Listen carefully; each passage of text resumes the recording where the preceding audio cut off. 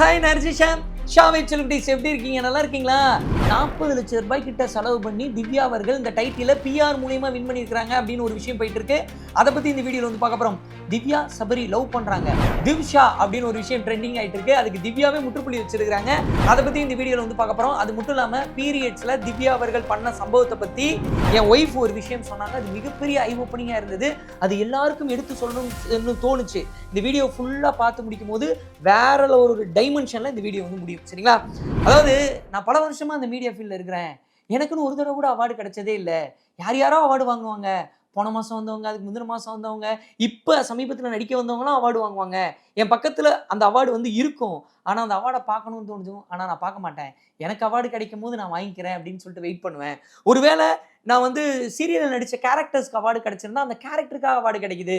இந்த பிக் பாஸ்ல எனக்கு அவார்டு கிடைச்சது அப்படின்னா நானா இருந்ததுக்காக அவார்டு கிடைச்சது அப்படின்னு சொல்லிட்டு திவ்யா அவர்கள் வந்து சொல்லியிருந்தாங்க.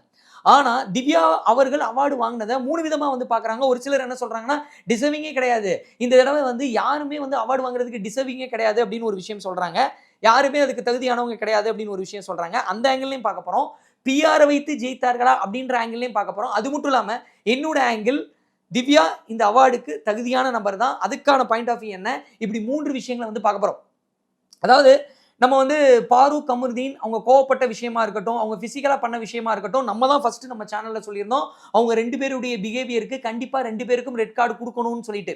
அதற்கப்புறம் ஒரு வாரம் கழிச்சு ரெட் கார்டு அப்படின்ற ஒரு விஷயம் ஒருத்தவங்களுடைய கேரக்டரை வந்து மாத்துறதுக்கு மட்டும்தான், அவங்கள தண்டிக்கிறதுக்கு இல்ல. பிக் பாஸ்ல சோசியல் மீடியால இருக்கிற நபர்களை எல்லாம் வந்து கேரக்டர் சேஞ்ச் பண்ணணும், இமேஜ் சேஞ்ச் பண்ணணும், வாட்டர்மெலன் அப்புறம் அரோரா எல்லாரையும் உள்ள அனுப்புனீங்க. அதே மாதிரி பார்வதி கமருதீன் கேரக்டரையும் சேஞ்ச் பண்றதுக்கு ஃபைனல்ல அவங்கள நீங்க கூப்பிடணும் அப்படின்னு சொல்லியிருந்தோம். நம்ம சேனல்ல ஃபர்ஸ்ட் சொல்லியிருந்தோம். மறுபடியும் லாஸ்ட் ஃபைனல் வரும்போது கூப்பிட்டு வித்தியாசமா இமோஷனலா ஒரு ஷோ பண்ணி நீங்க பண்ண தவறுனால நீங்க வெளியே போயிட்டீங்க அப்படின்னு சொல்லிட்டு ஒரு விஷயத்தை மாத்தினாதான் என்ன, விஜய் டிவில கூப்பிட்டுருந்தாங்க ஃபைனல்ல. ரொம்ப ஒரு சந்தோஷமான ஒரு விஷயம். ஸோ இந்த ஃபைனல்ல யாருக்குமே டைட்டில் வாங்க தகுதி இல்லை அப்படின்னு சொன்னதுக்கு பின்னாடி என்ன காரணம்னா ஒரு சில விஷயங்கள். ஒன்று, கானா வினோத் வந்து நிறைய ஓட்டு வாங்கினாரு, நிறைய நேரங்கள்ல வீக்கெண்ட்ல வந்து கைதட்டு வாங்கினாரு. அவரு மணி பாக்ஸ் எடுத்துட்டு போனதை மக்கள் வந்து ஏத்துக்கல. ஸோ அவர் டைட்டில் வின் பண்ண ஒரு நபரே அவர் ஏன் வந்து மணி பாக்ஸ் எடுத்துட்டு போனாரு அப்படின்ற ஒரு கேள்வி வந்தது. அது மட்டும் இல்லாம பிக் பாஸ் 9ல டாஸ்க் நிறைய டாஸ்க் வைக்கலங்க. இப்போ இந்த செங்கல் அப்படின்ற டாஸ்க் வந்து வைக்கல. அப்புறம் ஏஞ்சல் டெவில்னு ஒன்று வரும். அதில் தான் வந்து நிறைய பேரோட உள்ள இருக்கக்கூடிய வன்மத்துல இருந்து கேரக்டர்ல இருந்து எல்லாம் வெளியே வரும். அந்த டாஸ்க் வைக்கல. பொம்மை டாஸ்க் வைக்கல. ஆரியமாலா டாஸ்க் வைக்கல. இப்படி டாஸ்க்ல இந்த பிக் பாஸ் 9 டீம் நிறைய கான்சென்ட்ரேஷன் பண்ணல. டாஸ்க் கரெக்டாக வச்சிருந்தாங்கன்னா அது வின் பண்ற நபர்களை இங்க இருக்கக்கூடிய மக்கள் வந்து இன்னும் செமையா வந்து பார்த்துருப்பாங்க. ஸோ அப்படி ஒரு டைட்டில் வின்னர் அப்படின்ற ஒருத்தவங்க உருவாயிருந்தாங்க அப்படின்னா இன்னும் மாசா இருந்திருக்கும். அப்ப அந்த விஷயத்தை மிஸ் பண்ணாங்க. டாஸ்க் இந்த தடவை பெட்டரா இல்லை. அதனால ஃபைனல் வரக்கூடிய நபர்கள் மீது ஒரு சில நேரங்களில் ஒரு சில அபிப்பிராயங்கள் இருந்தது. அது மட்டும் இல்லாமல் கானா வினோத் வரல. அப்புறம் பாரு கமருதீன் 2 பேருமே நிறைய நல்ல விஷயங்கள் இருந்தது, நல்லா பிளே பண்ணாங்க. ஆனாலும் அவர்களுடைய ஒரு சில கேரக்டரின் காரணமாக ரெட் கார்டு வாங்கி போயிட்டாங்க. அப்ப ஃபைனல்னு வரும்போது பாரு கமருதீன், கானா வினோத் இப்படி நிறைய நபர்கள் ஃபைனல்ல இடம் பெற்றிருக்கணும். அந்த ஃபைனல்ல இவங்க எல்லாம் மிஸ் ஆனாங்க அப்படின்னு சொல்லிட்டு திவ்யா வந்து டிசர்விங் இல்லை அப்படின்னு சொல்லிட்டு ஒரு சிலர் வந்து சொல்லிட்டு இருக்காங்க. சரிங்களா? இது ஒரு பாயிண்ட். ரெண்டாவது, பிஆரால வின் பண்ணாங்க அப்படின்னு சொல்லும் போது திவ்யா வந்து 30 லட்சம் செலவு பண்ணாங்க, 40 லட்சம் செலவு பண்ணாங்க, 20 லட்சம் செலவு பண்ணாங்க அப்படின்னு சொல்லிட்டு ஒருத்தவங்க ஒரு விஷயம் வந்து சொல்லிட்டு இருக்காங்க. இதுல என்ன அப்படின்னு சொல்லிட்டு பாத்தீங்கன்னா திவ்யா அவர்கள் மட்டும் பிஆர் பண்ணாங்களா அப்படின்னு சொல்லிட்டு கேட்டீங்கன்னா இந்த 22 நபர்கள்ல நிறைய பேர் வந்து கண்டிப்பா வந்து பிஆர் பண்ணியிருப்பாங்க. போன வருஷம் முத்துக்குமார் வின் பண்ண சீசன்ல அதே அந்த பிக் பாஸ்ல இன்னொரு கண்டஸ்டன்ட் வந்து இருந்தாங்க. அந்த கண்டஸ்டன்ட் வந்து எடுத்துக்கிட்டீங்க அப்படின்னா அவங்களுடைய பார்ட்னர் அதுக்கு முன்னாடி பிக் பாஸ்ல இருந்தாரு. அதுக்கப்புறம் அவர் வெளியே வந்து அவர் தான் ஃபுல்லா பிஆர் ஆக்டிவிட்டி வந்து பண்ணாரு, நிறைய ஸ்பெண்ட் பண்ணாருன்னு சொல்லிட்டு கேள்விப்பட்டேன். ஆனா அந்த நபரால வின் பண்ண முடியல. முத்துக்குமார் தான் வின் பண்ணாரு. சரிங்களா? அதே மாதிரி இது வரைக்கும் சீசன்லயே ரித்விகா வந்து வின் பண்ணியிருப்பாங்க சீசன் 2ல. அந்த சீசன்ல ஒரு நபர், அந்த நபரை வின் பண்ண வைக்கணும்னு சொல்லிட்டு ஒரு பொலிட்டீஷியன் வந்து கோடிகள்ல இறைச்சாரு பிஆருக்காக. அப்படி கோடிகள்ல செலவு பண்ணியும் பிஆர் மட்டுமே வைத்து ஒரு நபரால வின் பண்ண முடியாது. அவங்களும் வின் பண்ணல அந்த டைம்ல. ஸோ பிஆர் அப்படின்ற ஒரு விஷயம் ஒரு சில நேரத்துல இப்ப திவ்யான்ற கேரக்டர் பிடிச்சி நிறைய பேர் கமெண்ட் பண்ணுவாங்க. அவங்களே ஒரு சிலர் பிஆர்னு சொல்லுவாங்க. அப்படி இல்லை. இப்ப நம்ம சேனல்லே வந்து திவ்யா பத்தி போட்டிருந்தோம், சபரி பத்தியும் போட்டிருந்தோம், கானா வினோத்தை பத்தியும் போட்டிருந்தோம். ஆனா ஒரு சிலர் வந்து நம்மளே பிஆர்னு சொன்னாங்க திவ்யாக்கு. நம்ம யாருக்குமே பிஆர் கிடையாது. அந்த கேரக்டர்ல இருக்கக்கூடிய ஒரு சில விஷயங்கள் பிடிச்சிருந்தது. அதுல இருந்து இந்த சொசைட்டிக்கு ஏதாவது சொல்லணும் அப்படின்றதுக்காக நம்ம வந்து சொல்லியிருந்தோம். ஓகேங்களா? அப்படி இருக்கும்போது அவங்க பண்ண ஒரு சில விஷயங்கள் மக்களுக்கு பிடிச்சிருக்கணும், சேனலுக்கும் பிடிச்சி அதை பொசிஷனிங் பண்ணியிருக்கணும், ஏன்னா அவங்களுக்கும் கண்டென்ட் இருக்கணும், அப்பதான் சேனலாலையும் காட்ட முடியும், பிக் பாஸ் டீமாலையும். அது போக பிஆரும் இருந்திருக்கலாம். சரிங்களா? அது மாதிரி தான், வெறும் பிஆரை வைத்து மட்டும் ஒரு நபரால ஜெயிக்க முடியாது. திவ்யா இந்த பிக் பாஸ் டைட்டிலுக்கு சரியான நபர் தான் அப்படின்றதுக்கு நான் என்ன சொல்ல வரேன் அப்படின்னு சொல்லிட்டு பாத்தீங்கன்னா, ஜென்ரலாவே ஆரி டைட்டில் வின் பண்ணாருன்னா ஆரி தகுதியான நபர்ப்பா அப்படின்னு சொல்லும்போது ஆரி அந்த மேட்ச்ல வந்து 100 ரன் அடிச்சிட்டாரு. ஸோ எல்லா மேட்ச்லயும் வரக்கூடிய கண்டஸ்டன்ட் வந்து ஆரி மாதிரி, பிரதீப் மாதிரி நமக்கு வந்து கிடைக்க மாட்டாங்க. ஸோ இந்த தடவை பிக் பாஸ் வின்னர்ல man of the match Divya உங்களுக்கு கொடுக்குறாங்க, டைட்டில் வின்னர்னு கொடுக்குறாங்கன்னா அவங்க 100 ரன் அடிக்கலைனாலும் ஒரு 50 ரன் அடிச்சிருக்காங்க, 2 விக்கெட் எடுத்திருக்காங்க, ஒரு கேட்ச் பிடிச்சிருக்காங்க. ஸோ அப்போ ஓவரால் வந்து ஒவ்வொரு சீசன்லையும் ஒவ்வொரு வீரர்கள் உருவாவாங்க, ஒவ்வொரு டைட்டில் வின்னர் உருவாவாங்க. திவ்யா அப்படின்னு சொல்லிட்டு பார்க்கும்போது அவங்க தனக்காக மட்டும் கோவப்படாம இந்த பிகினிங்ல வளவளன்னு நிறைய பாயிண்ட்ஸ் வந்து பேசியிருந்தாலும் அதுக்கப்புறம் விஜய் சேதுபதி அவர்கள் சாட்டர்டே எபிசோட்ல சொன்னதுக்கு அப்புறம் அந்த வார்த்தைகளை சரியான இடங்கள்ல பயன்படுத்த ஆரம்பிச்சாங்க. கமருதீன் கூட தனக்காக ஃபைட் பண்ணது மட்டும் இல்லாம ரம்யாக்கு ஒன்று வரும்போது என்ன போடி வாடின்னு அவங்கள சொல்ற அப்படின்னு சொல்லிட்டு ரம்யாக்காக வந்து அங்க நின்னாங்க. சாண்ட்ரா அந்த கார் டாஸ்க்ல உதைப்படும் போது அந்த லைவ் வந்து நானும் என் ஒய்ஃபும் வந்து பார்த்தோம். ஒரு 10 மணி நேரத்துக்கிட்ட நடந்தது. அந்த 10 மணி நேரத்துல அவங்க ஃபைட் பண்ண விதம், பார்வதி அவர்களை பேசின விதம், பேசின வார்த்தைகள் அந்த இடத்துல ரொம்ப நெசசரியா தேவைப்பட்டது. அது மட்டும் இல்லாம இறங்கும் போது, காரை விட்டு இறங்கும் போது ஒரு வார்த்தை வந்து சொல்லியிருப்பாங்க, பேடு ஃபில் ஆயிருச்சு, நான் இறங்குறேன், நீங்க கேரி ஆன் கைஸ் அப்படின்னு சொல்லிட்டு இறங்கியிருப்பாங்க. அப்போ என் ஒய்ஃப் என்ன சொன்னாங்க அப்படின்னு சொல்லிட்டு பார்த்தீங்கன்னா, என் ஒய்ஃப்க்குலாம் வந்து இப்போ கல்யாணத்துக்கு முன்னாடி அக்கா இருக்காங்க, அம்மா இருக்காங்கன்னா அப்போல்லாம் வந்து அந்த பீரியட்ஸ் பெயின் அப்படின்றது நமக்கு புரியல. ஒய்ஃப் வரும்போது, குழந்தை வரும்போது ஒரு பக்குவம் ஏற்படுது, அப்போ புரியுது. என் ஒய்ஃபாலலாம் பீரியட்ஸினுடைய ஃபர்ஸ்ட் டே பெயினை வந்து அவங்களால ஏற்றுக்கவே முடியாது, அவ்வளோ பெயின்ஃபுல்லாக இருக்கும், அவங்க ஒர்க் பண்ண ரொம்ப கஷ்டப்படுவாங்க. அப்போ இந்த பெண் வந்து பீரியட்ஸில் இப்படி ஃபைட் பண்ணியிருக்காங்க அப்படின்னா பெரிய விஷயம் அப்படின்னு சொல்லிட்டு ஒரு சில ஆர்டிகல்ஸ் எனக்கு எடுத்து காமிச்சாங்க. அந்த விஷயத்தை பற்றி டீட்டெயில்டாக இந்த வீடியோட எண்டில் பேசினா ரொம்ப ரொம்ப முக்கியமான ஒரு விஷயம். இப்போ திவ்யா வின் பண்ணதுக்கான விஷயங்கள் பேசலாம். ஸோ இப்படி கோவப்பட்டது, தனக்காகவும் கோவப்பட்டாங்க, சாண்ட்ராக்கு ஒன்று நடக்கும்போதும் கோவப்பட்டாங்க. அது மட்டும் இல்லாமல் மற்றவங்க கஷ்டப்படும் போது, அழுகும் போது, கானா வினோத் அவங்கள அந்த மணி பாக்ஸ் எடுத்து கிளம்பும் போது கன்சோல் பண்ண விதமாக இருக்கட்டும், அதுக்கப்புறம் வந்து சாண்ட்ராக்கு பிரச்சனை வரும்போது அவங்கள கன்சோல் பண்ண விதமாக இருக்கட்டும், ஒரு தடவை சபரி அழுகும் போது அவங்கள கன்சோல் பண்ண விதமாக இருக்கட்டும், இப்படி எல்லாரையும் வந்து கன்சோல் பண்ணாங்க. அது மட்டும் இல்லாமல் சமைக்கும் போது ரொம்ப சந்தோஷமாக சமைச்சாங்க. அந்த டாஸ்க்ல சமையல் டாஸ்க்கை வந்து இப்படி சந்தோஷமா சமைச்சாங்க. ஸோ கோவப்படுறது, கேரிங்கா இருக்கிறது, சந்தோஷமா சமைக்கிறது அப்படின்றத தாண்டி பிஆர்னு சொல்லிட்டு இருக்காங்க பார்த்தீங்களா? பிஆரை விட இந்த தடவை அவங்க வின் பண்ணதுக்கு பிஎஸ் ரொம்ப ஹெல்ப் பண்ணாங்க. பிரஜின், சாண்ட்ரா இன்டைரக்டா ஹெல்ப் பண்ணாங்க. அதை தான் நான் பிஎஸ்ன்னு சொல்றேன். எப்படின்னு சொல்லிட்டு பார்த்தீங்கன்னா, பிரஜின், சாண்ட்ரா, திவ்யா இவங்க 3 பேரும் உள்ள வந்தாங்க. உள்ள வரும்போது ஒரு ஃபேமிலி ஃபீல்ல வந்து இருந்தாங்க. சிஸ்டர் பாண்ட் அப்படின்னு வந்து சொல்லப்பட்டது. அதுக்கப்புறம் சாண்ட்ரா பிரஜினோட திவ்யாவை தவறாக ஒரு விஷயம் பேசினாங்க. அந்த ஐஸ்கிரீம் கொடுக்கும்போது வெளியே என்னெல்லாம் நினைப்பாங்க அப்படின்னு சொல்லிட்டு சாண்ட்ரா பேசினாங்க. ஸோ சாண்ட்ரா அப்படின்ற நபர் ரம்யா கிட்டக்க மாற்றி மாற்றி பேசினதா இருக்கட்டும், அமித் கிட்ட வந்து மாற்றி மாற்றி பேசினதா இருக்கட்டும், இப்படி பேசிட்டு இருக்கும்போது யாராவது ஏதாவது சொன்னால் என் கிட்ஸ் மேலே ப்ராமிஸ்ன்னு சொன்னதா இருக்கட்டும், ரெட் கார்டு வாங்கினது, அதுக்கப்புறம் அவங்கள்ட்ட சாரி கேட்டது, இப்படி நிறைய விஷயங்கள் மாற்றி மாற்றி பண்ணிட்டு இருந்தாங்க. அதுலேயும் திவ்யா அப்படின்றது வரும்போது திவ்யா கிட்ட கோவப்பட்ட விதம், ஏன்னா திவ்யா வந்து சிஸ்டர்னு சொல்லிட்டு இருந்தாங்க சாண்ட்ராவை, அவங்களுக்காக போய் பச்சை மிளகா சாப்பிட்டாங்க.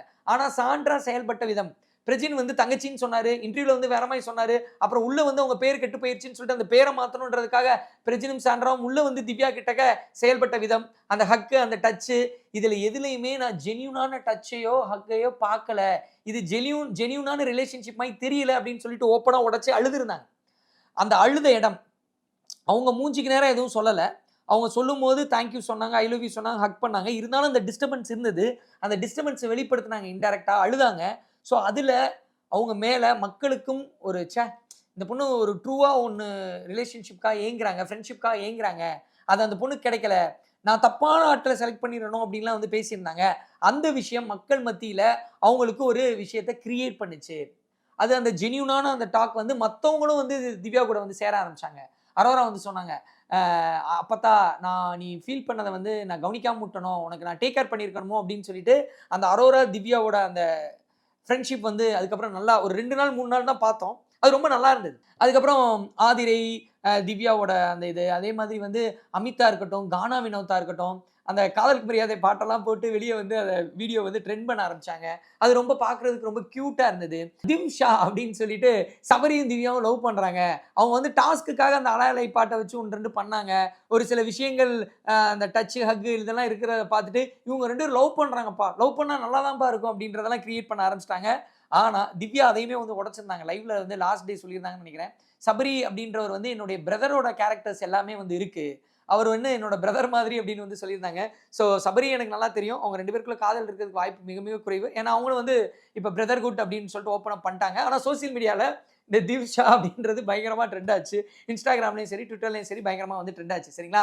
அது மட்டும் இல்லாமல் கோவப்பட வேண்டிய இடத்துல கோவப்பட்டு, ஃபைட் பண்ண வேண்டிய இடத்துல ஃபைட் பண்ண திவ்யா அவர்கள் ஒரு சில விஷயத்தை அவாய்ட் பண்ணாங்க. போய் இதுக்கெல்லாம் கோவப்படக்கூடாதுன்னு சொல்லிட்டு. உதாரணத்துக்கு வந்து பார்த்தீங்கன்னா, வாட்டர்மெலன் இப்போ போனது மட்டும் இல்லாமல், அந்த செலிப்ரேஷன் ரவுண்டில் போனது மட்டும் இல்லாமல், முன்னாடியே வந்து ரொம்ப திவ்யா நான் லவ் பண்ணுறேன் உங்களை, நம்ம கல்யாணம் பண்ணிக்கலாமா, 2 பேரும் ஒரே இது தானே, அதுக்கப்புறம் வந்து சின்ன வீடா வரியா அப்படின்னு சொல்லிட்டு அந்த அரசர் டாஸ்கில் பேசினதா இருக்கட்டும், இப்படி கொஞ்சம் எல்லை மீறி தான் வந்து பண்ணிட்டு இருந்தார்.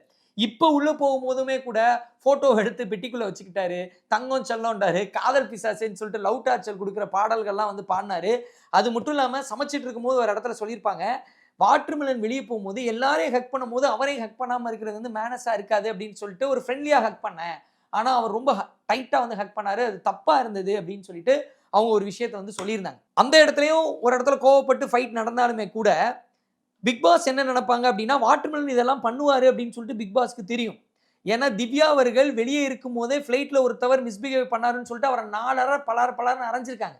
அப்படிப்பட்ட திவ்யா கேரக்டரையும் தெரியும், வாட்டர்மெலன் கேரக்டரையும் தெரியும். வாட்டர்மெலனை வச்சு திவ்யாவை ட்ரிகர் பண்ணாங்க.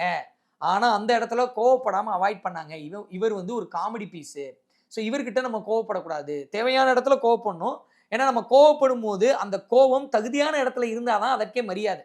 தகுதி இல்லாத இடத்துல இருக்கும்போது அந்த கோவத்துக்கும் மரியாதை இல்லாமல் போயிடும். அதை வந்து நல்லாவே ஹேண்டில் பண்ணாங்க அப்படின்னு வந்து தோணுச்சு. ஓவராலா இது எல்லாமே தான் காரணம் திவ்யா அவர்கள் டைட்டில் வின் பண்ணதுக்கு. ஒட்டுமொத்தமா திவ்யா அவர்களுடைய பயணத்துல என் ஒய்ஃப் ரொம்ப ரசிச்சு அவங்களுடைய இந்த ஷோவுடைய டேர்னிங் பாயிண்டா அவங்களுக்கு அமைஞ்சது அப்படின்றது கார் டாஸ்க் தான் அப்படின்னு சொன்னாங்க. அதுவும் பீரியட்ஸோட அந்த பொண்ணு போட்ட ஃபைட் வந்து வேற லெவல் அப்படின்னு வந்து சொல்லியிருந்தாங்க.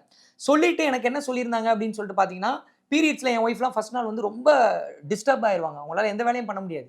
ஸோ அப்போ அவங்க திவ்யாவை பார்த்து நினச்சது, பீரியட்ஸில் இந்த பொண்ணு வந்து இவ்வளோ பெருசாக ஃபைட் பண்ணியிருக்காங்க, அது எனக்கு பெருசாக தோணுச்சு அப்படின்ற ஒரு விஷயம் வந்து சொல்லியிருந்தாங்க. இன்னும் ஒரு சில ஆர்டிகல்ஸ் வந்து எடுத்து காமிச்சாங்க.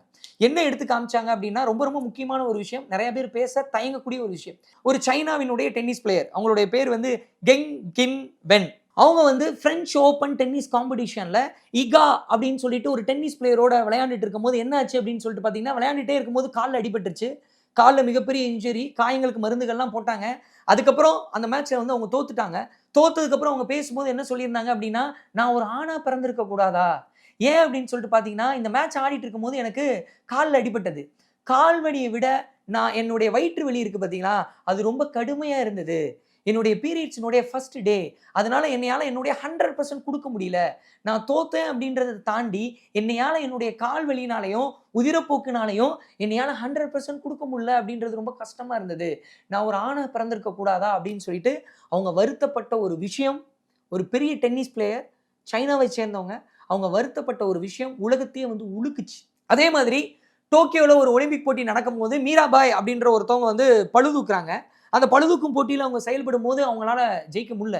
ஏன்னா அவங்க அந்த ஒலிம்பிக்ல பதக்கம் வின் பண்ணுவாங்க அப்படின்னு சொல்லிட்டு நினைச்சிட்டு இருக்கும் போது அவங்க பதக்கம் வின் பண்ணல. அதற்கு காரணமா அவங்க என்ன சொல்றாங்க அப்படின்னு சொல்லிட்டு பாத்தீங்கன்னா, இன்னைக்கு என்னையால பீரியட்ஸ் பெயினை வந்து தாங்க முடியல, அதனால என்னையால 100% கொடுக்க முடியல அப்படின்னு சொல்லிட்டு அவங்களும் உடஞ்சு பேசியிருப்பாங்க. இந்த மாதிரி இன்னும் நிறைய நீச்சல் வீரர்கள்ல இருந்து ஆரம்பிச்சு ஏகப்பட்ட பேர், விண்வெளி வீரர்கள்ல இருந்து ஏகப்பட்ட பேரோட ஆர்டிகல்ஸ் எல்லாம் காமிச்சாங்க. இவங்க எல்லாருமே மென்டலி ரொம்ப ஸ்ட்ராங், பிசிக்கலி ரொம்ப ஸ்ட்ராங். அப்படி இருந்தாலும் கூட பீரியட்ஸ் பெயின் அவங்களுடைய 100% கொடுக்க விடல. அப்ப திவ்யா அவர்கள் பீரியட்ஸோட செயல்பட்டது அப்படின்றது எந்த அளவுக்கு பெரிய விஷயமோ, அதே மாதிரி பெரிய பெரிய வீரர்களாலும் மாதவிடாய் நேரத்துல 100% கொடுக்க முடியல, அவங்களாலே கொடுக்க முடியல அப்படின்றத ஆண்கள் புரிந்து கொள்ள வேண்டியதும் மிக மிக முக்கியமான ஒரு விஷயம். வாரத்தில் அந்த 3 நாள்ன்றது ஒரு சிலருக்கு 6 நாள் டிஸ்டர்ப் பண்ணும். அந்த டைமில் அவங்க ஒர்க்கில் இருக்கும்போதும் சரி, வீட்லேயோ வெளியோ வேலை பார்க்கும்போதும் சரி, அவங்க எந்த அளவுக்கு டிஸ்டர்ப் ஆவாங்க அப்படின்ற ஒரு விஷயத்த ஆண்கள் ஸ்ட்ராங்காக புரிஞ்சுக்கணும் அப்படின்றதையும் என் ஒய்ஃப் சொல்லும் போது, ஆமல இதை பேசணும்ல அப்படின்னு தோணுச்சு. பிக் பாஸ் டைட்டில் வின்னர் திவ்யா மூலமாக இந்த விஷயத்த இந்த சொசைட்டிக்கு என்னுடைய மனைவி சொன்ன ஒரு விஷயத்த சொல்றதுல ஒரு ஆண்மகனா நான் பெருமைப்படுறேன். இந்த விஷயத்த நிறைய பேருக்கு ஷேர் பண்ணதுல நான் சந்தோஷப்படுறேன். நிச்சயமா இந்த வீடியோ உலகத்துல ஏதோ மூலையில இருக்கக்கூடிய பொண்ணோடையோ பையனோடையோ திருநங்கையினுடையோ வாழ்க்கையை மாத்தும் அப்படின்னு சொல்லிட்டு நான் நம்புறேன். Thank you so much.